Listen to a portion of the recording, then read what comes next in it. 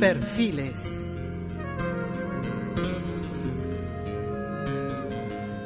Un programa de Radio Francia Internacional.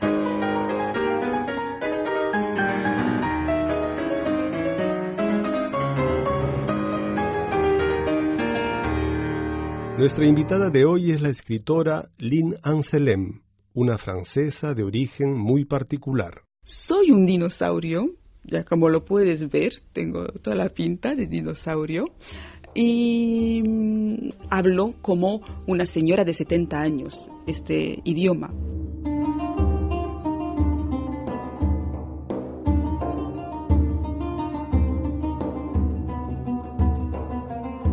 Así, con ese humor y esa frescura que fluyen naturalmente de sus palabras, Lynn Anselem se presenta. Claro que no tiene nada de prehistórica, pero sí es algo atípica. Ya sabremos por qué. Profesora de español en la Universidad de Valenciennes, especializada en la literatura española del Siglo de Oro, traductora al francés de García Lorca y Lope de Vega, Lynn Anselem acaba de ofrecernos un delicioso primer libro de narración, Petites Histoires de la Rue Saint-Nicolas, breves historias de la calle San Nicolás, publicado por la editorial Alia. Una acuciosa mirada, cálida y tierna, sobre la vida de una familia judeo-española procedente de Marruecos en un barrio popular de París en los años 70. Una galería de retratos y pedazos de vida que nos llegan con la intensa emoción de la mirada de una niña. Pequeñas historias que forman parte de la gran historia de Francia. Sí, Lynn Anselem nos cuenta parte de su vida. Nació en París en 1966, pero antes... Mis padres nacieron en Marruecos, mi madre en Tánger y mi padre en Larache, que era un puerto sobre el Atlántico. Se quedaron allí toda su juventud. En aquel entonces, claro, en Marruecos era un poco de todo. Larache era España. Mi padre fue a una escuela española, aprendió las canciones franquistas y tal. Mi madre estaba en una escuela judía que se llama la Alliance Israélite Universelle, Alianza Israelita Universal, donde se hablaba francés, pero ella en su casa hablaba español. También mi padre hablaba español en su casa. En la calle se hablaba árabe, también se hablaba algo de francés, de inglés, porque, claro, todas las naciones estaban en Marruecos y se quedaron allí hasta los años 60. Después de la independencia de Marruecos, a los judíos les entró un poco de pánico por muchas razones. Después de la guerra, después de la creación de Israel y en el momento de la independencia de otros países del norte de África, la comunidad judía de Marruecos, por todas partes, pero también los del norte de Marruecos, los hispanohablantes, se marcharon todos. Unos a América, otros se fueron a España, muchos se fueron también a Israel y también, como hablaban el francés, se fueron a Francia. Y mi familia la familia paterna toda llegó a París en los años 60. ¿Con qué orígenes te identificas tú más? Pues diría que soy francesa. Nacida aquí, crecida aquí, fui a la escuela aquí y eso cuenta muchísimo. Pero después, en el alma, cuando te pones, por ejemplo, yo tengo hijos. Cuando me pongo a hablar con mis hijos, solo me sale el español. Todo lo que es cariño, cuando me enfado y tal, todo es en español. También porque estudié el español, soy profesora de español en la universidad. Digamos que también lo estuve trabajando, pero me sale del alma. Y también el libro lo escribí en gran parte en castellano y tuve que traducir partes al francés porque me salía en español más que en francés.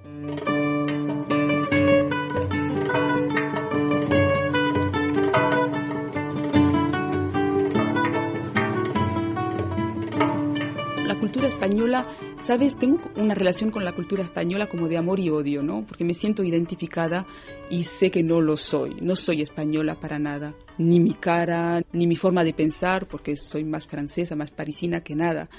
Pero eso forma parte de mi vida también, muchísimo. También estuve viviendo un año en Madrid, haciendo la tesis. La cultura española la llevo en el alma, pero con un poco de desfase, ¿sabes? Estoy más bien en el Siglo de Oro, pero voy muy a menudo a España. Aunque los relatos se ubican en los años 70, uno tiene la sensación de trasladarse a tiempos más remotos. Es que hay como una clase de desfase entre nuestra historia, la historia de mis padres y de mi familia, y la historia de los demás. Porque mis padres vinieron los dos del norte de Marruecos, entonces los dos hablaban español. Y en casa se hablaba esa jaquetía, que es la lengua judeo-española de Marruecos, pero en otras familias, incluso entre mis primos hermanos, no se hablaba el idioma del mismo modo porque uno de los padres venía del sur y entonces a lo mejor la madre no hablaba español, el padre sí, la madre no. Entonces los primos no conservaron el idioma, nosotros sí. Y las costumbres también se conservaron muy bien. También porque la comunidad era muy reducida. Gente que se parece a mí o que tiene la misma cultura que yo, pues conozco muy poca gente, ¿no? Si no es mi familia. Es como si fuera una microcultura solo para nosotros. Y entonces, ¿cómo lo llevábamos de niños? Pues con los españoles teníamos una relación especial porque sabíamos que teníamos el idioma en común, en parte nada más, porque teníamos mucho cuidado con decir o no algunas palabras porque sabíamos que teníamos un español un poco raro.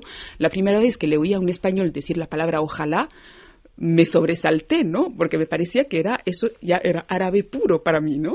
Porque nuestro idioma mezcla castellano antiguo, castellano contemporáneo, palabras de hebreo, muchas, palabras de árabe, muchísimas ya, alguna palabra de portugués también y también inglés. Hay un poco de todo. Pero todo se agrega de una forma muy natural. Y también, ya que tú eres americano, tienes que saber que nuestro idioma tiene mucho que ver con la forma de hablar de Latinoamérica. Porque, claro, el español de base nuestro es el español de 1492, igual que el vuestro. No tenemos ni C, ni la Z, ni este sonido no lo tenemos. Y algunas expresiones del sur de España, como claro, los conquistadores salieron de Sevilla, me parece que hay muchos giros, bueno, depende también gallegos tal, pero muchos giros andaluces en América. No sé si me equivoco o no, pero me siento muy identificada también con América. Y entonces nosotros, entre que si hablábamos con los españoles nos sentíamos algo españoles, si hablábamos con otros judíos del norte de África, porque judíos de Polonia y tal no los conocíamos. En mi barrio solo había judíos del norte de África. Nos identificábamos un poco con muchos grupos, pero sin pertenecer verdaderamente a ninguno. Éramos como nuestros primos. Era una cultura en gran parte secreta. Entonces teníamos que apañárnoslas, mintiendo un poco, arreglando la realidad un poco y conservando muchos secretos. Lo nuestro era nuestro, nada más.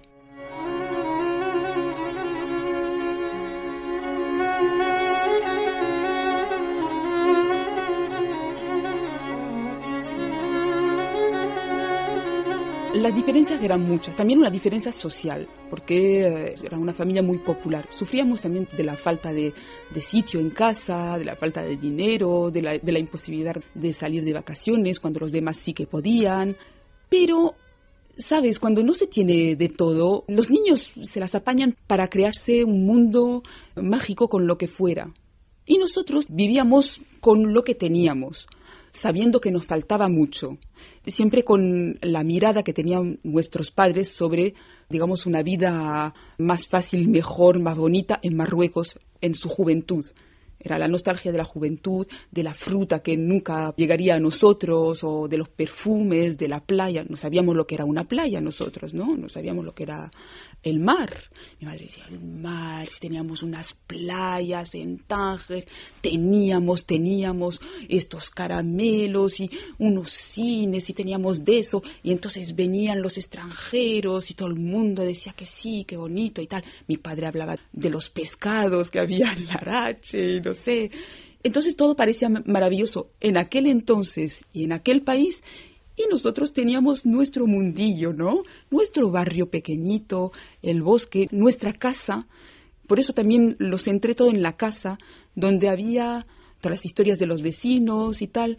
Cada uno con su nostalgia, cada uno con su vida anterior, cada uno con su acento, pero con el sentimiento muchas veces, porque había, no sé, un árabe, una señora de Armenia, y había el sentimiento de pertenecer a una historia común. Dada la minuciosidad de la descripción, le pregunto cómo hizo para conservar sus recuerdos. Estuve mirando y me estuve aburriendo mucho.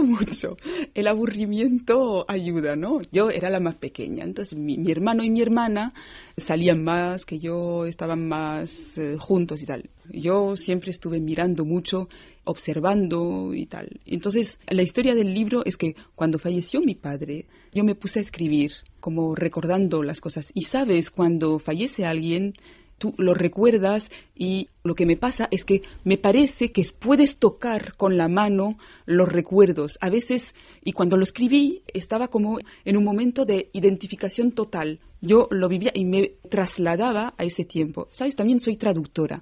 Y me pasa eso también cuando traduzco. Y cuando te pones a escribir, tu cuerpo entero, tu persona entera, está al servicio del escritor al que traduces, ¿no? Pues me pasó eso cuando escribía con la mirada de niña.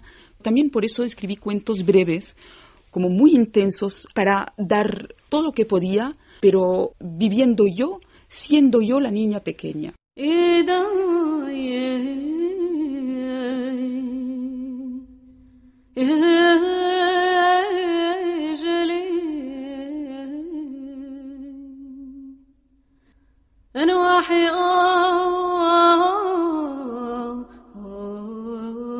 Un buen día, la adolescente Lynn descubrió en la biblioteca de su barrio A la sombra de las muchachas en flor, un hito en su vida. La lectura será un acto vital tan intenso como lo sería más tarde la escritura. Escribir siempre había sido un sueño, pero no sabía cómo, no sabía de qué forma. Y escribir sobre la lengua, sobre la jaquetía, lo había pensado, pero desde el punto de vista científico. Quería hacer una tesis sobre ello. Y después, por miles de razones, no seguí con eso para la tesis.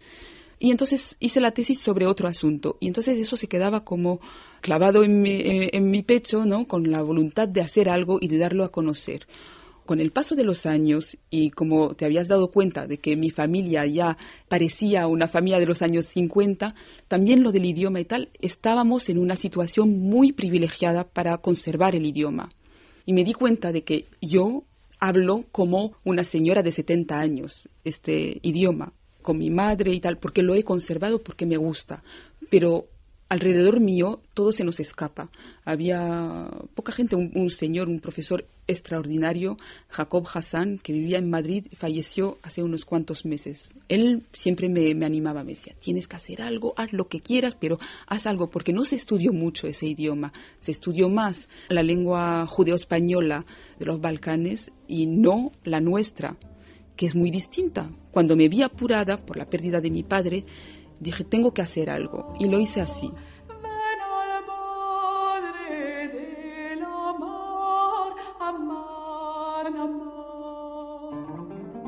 Su interés por dar cuenta de la cultura de sus padres pasa evidentemente por la lengua, ese idioma llamado comúnmente ladino. La palabra ladino es la forma más popular para hablar del judeo español. Pero, si quieres la definición precisa del ladino, es la traducción literal del hebreo en castellano, que es como un idioma para ayudar a los niños pequeños a estudiar el hebreo. Pero no es un idioma que se hable, el ladino. En cambio, lo que es la lengua que se habla es el judeo español. Pero nosotros decíamos el español en mi casa, dilo en español. La palabra castellano no la usábamos. Y la jaquetía es la variante nuestra. Pues el español nuestro, como decimos nosotros, ¿sabes? Y la forma de hablar es distinta. Hay una S sonora, ¿sabes? Y el acento se parece al acento de los pueblos de Castilla. ¿Cómo estás? ¿Estás bueno? Así se dice. No hay una literatura así en ese idioma, ¿no? No la hay, pero sí que hay un libro que se llama La vida perra de Juanita Narboni. Es un libro escrito por un hombre, por un español, ya fallecido. El libro lo escribió, me parece, a finales de los años 50 o 60. Él nació en Tánger, pero él la jaquetía no la conocía. Y hay unas cosas un poco mal usadas, mal transcritas, pero es, al fin y al cabo, el único testimonio de la Jaquetía y de la forma de pensar y la forma de hablar de los judíos españoles del norte de Marruecos. El libro tuvo bastante éxito, pero ¿sabes lo que tengo pensado yo? El sueño que tengo es traducirlo al castellano yo y darle una versión que fuera en castellano asequible a los españoles de ahora, pero con algunos giros de Jaquetía, para que la gente se diera cuenta.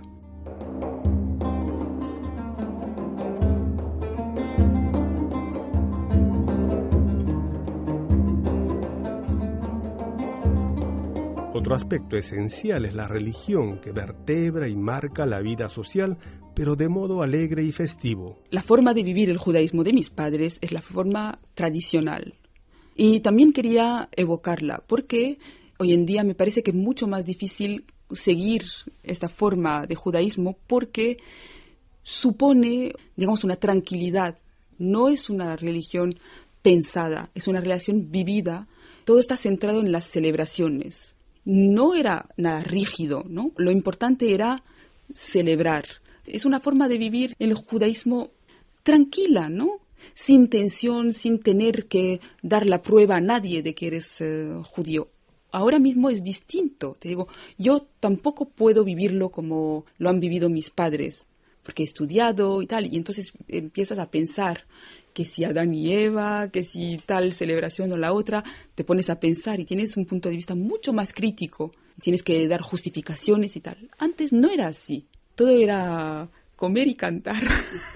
Para Linan Selem es importante conservar la memoria, pero no recuperar el pasado. Recuperar las cosas también era otra opción, porque mira, la gente que escribe sobre ese idioma a veces lo hace, y hay gente muy talentosa que lo hace. Yo no quise hacerlo, porque la opción era o bien intentar recuperar lo que yo ya ni siquiera conocí, porque nací en Francia, o bien tomar las cosas tal como me habían llegado a mí.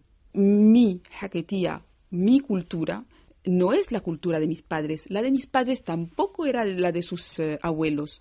Y la que yo le doy a mis hijos es distinta también. Pero se va enriqueciendo.